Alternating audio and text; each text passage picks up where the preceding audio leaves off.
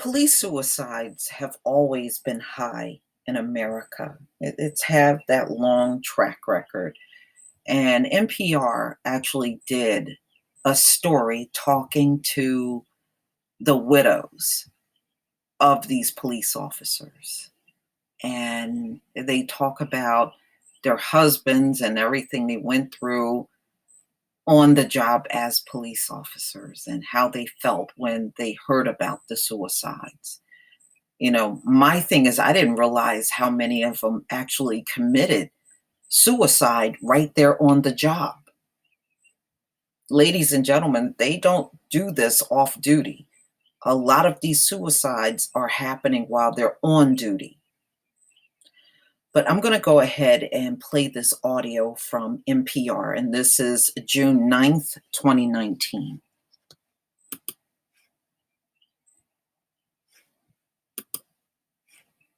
There's a suicide crisis in the United States. We're going to talk about it frankly, and our story may disturb some listeners. If you feel you're in a crisis, please call the National Suicide Prevention Lifeline, 1-800-273-8255. The national suicide rate has increased by more than 30% since 1999 in this blessed America. There are now more than twice as many suicides in the United States as homicides. Many involve drugs, drinking, or depression, losing a job, a loved one, or stress. But experts say there is no 1, 2, or 10 causes. We have a story today to begin a series of reports about some of the people touched by suicide. Hello there. Doing all right, thanks. A new shift begins at Chicago's North Side 14th Police District.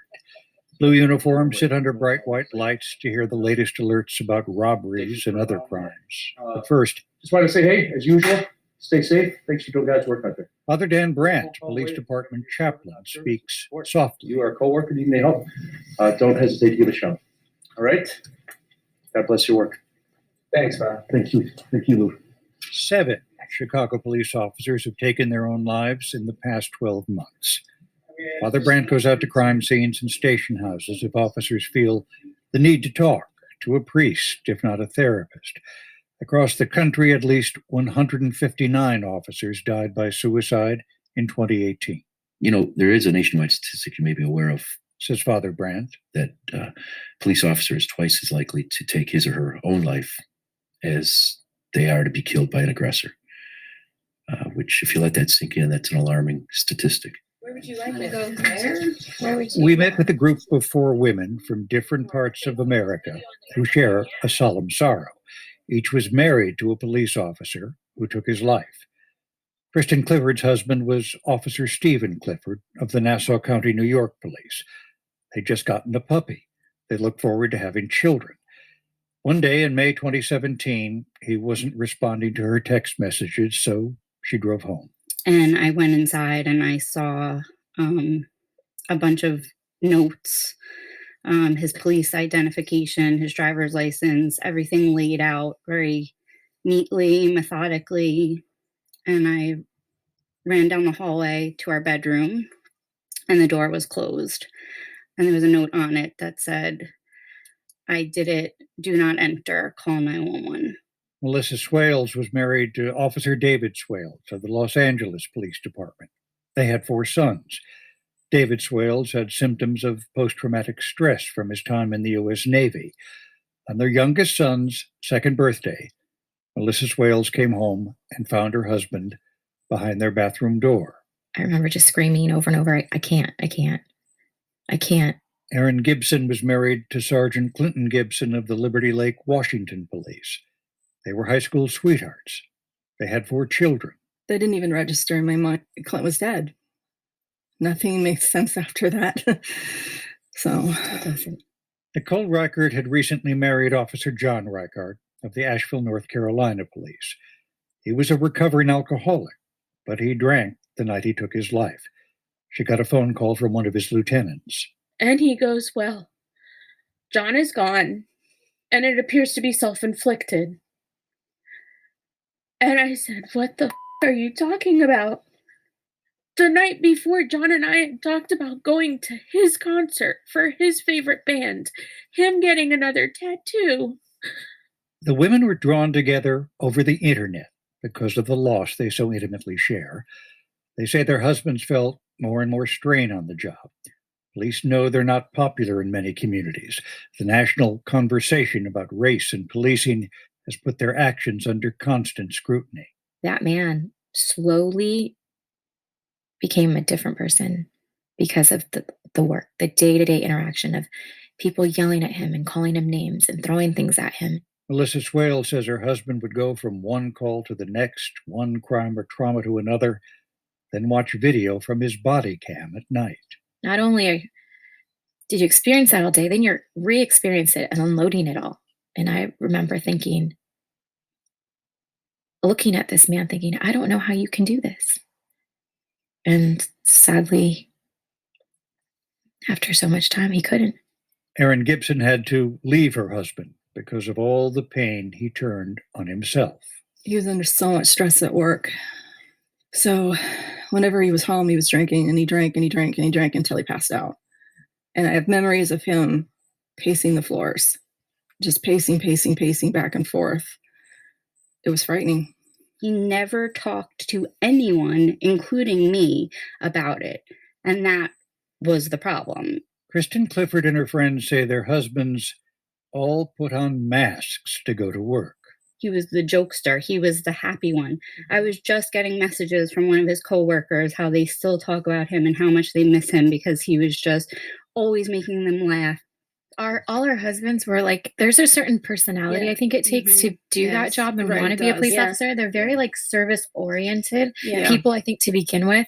We've discussed privately, like a lot of our husbands did suffer a lot of childhood trauma that I think Yeah. led them to the Clint did profession. not have a good childhood. Right. They want to help families. John put everyone else first.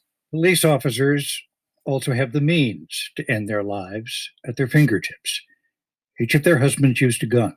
2 use their service weapons. If they had to wait and figure out, a way, maybe they would have changed their minds, but it's right there. And as a mother of 4 boys, that scares me My because God. our children are more, according to research, more likely to die suicide.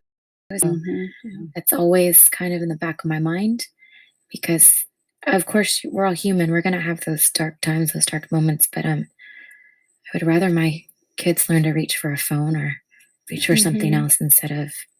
But they say many police officers won't talk to a counselor, a therapist, or priest, even when encouraged by their departments.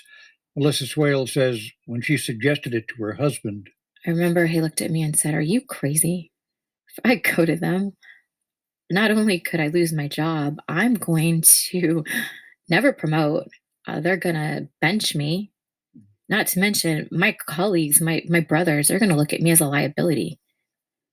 Nobody's going to want to work with me." through their loss and grief, the women have grown to feel police commanders should speak openly about their own mental struggles and encourage officers to seek regular mental counseling.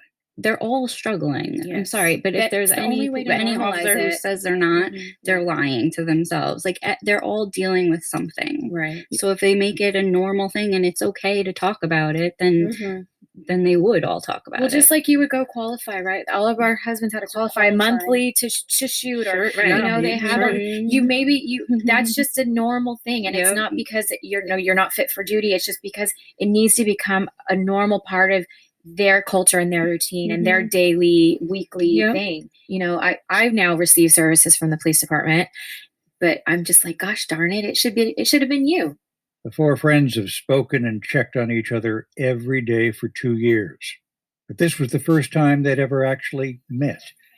And to mark the occasion, All right, go ahead and take a look at that and see if that's where you want it.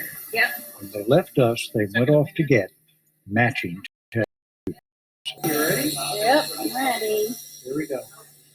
Dandelions, because children make a wish when they blow dandelion seeds into the wind.